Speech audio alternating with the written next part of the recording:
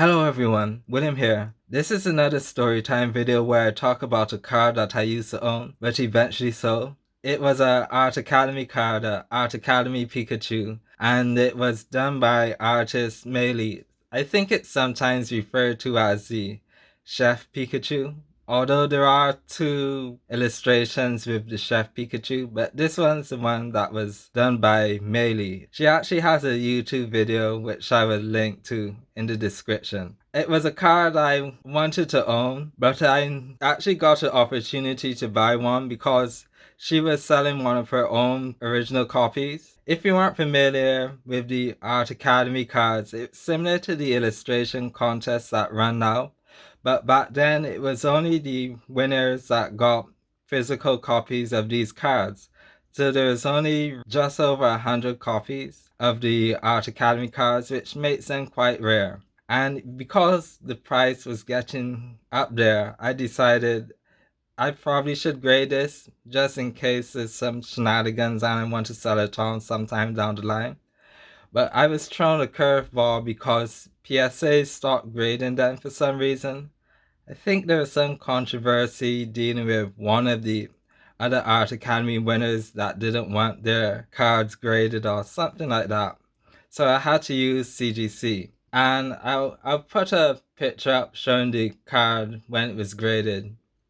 And it came back a 9, which to me wasn't surprising considering it wasn't in perfect condition. It's definitely one of those cards where you aren't really too concerned if it's a 9 or 10. Generally just owning the card like that is enough. So it comes to a few years later and I decided I didn't really want the card anymore. I would rather sell it. So I was still on Facebook at the time and I made a Facebook post about the card. I wanted to sell it off eBay because my account back then wasn't high enough to sell a card worth a few £1,000s. I'll show the ad since I still have a screenshot of it. In fact, I still have I'm not sure if you can see, oops. This is the drawing I made that I had for the timestamp, just to show that I was the owner of it. I forgot exactly, but I think the very first comment on it was just laugh emoji, which to me was kind of surprising because I wasn't asking an outrageous price. I just assumed that person didn't know that what the card was and they just saw the price tag and assumed it must be fake or something. But later on, I did get a comment by Soundus. The comment was essentially cool card. About a month or so passed and no one was interested at the price. Someone offered about half of what I wanted, which to me wasn't reasonable. I basically went about my business and didn't think much of it. So we come to about couple months out from when I made that Facebook post. It was maybe about August or so. I got a DM from the same person that made the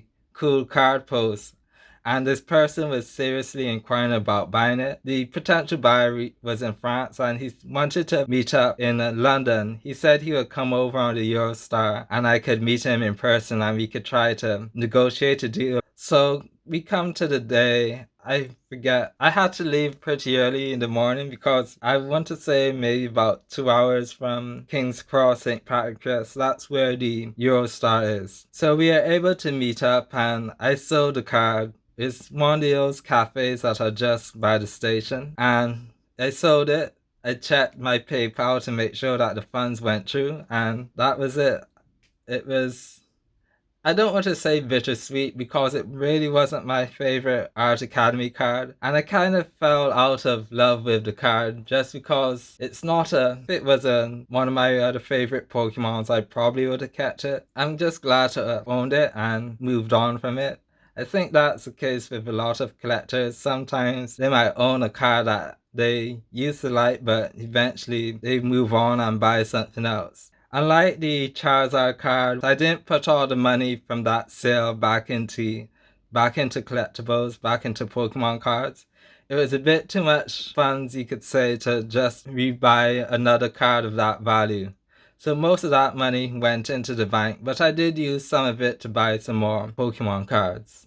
Maybe one or two that I had on my wish list. So yeah, that's basically the gist of my story. Hopefully I could find enough pictures to put up to make the video a bit more interesting.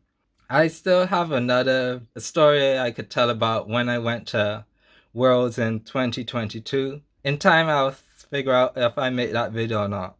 So that's all for today, and thanks for watching.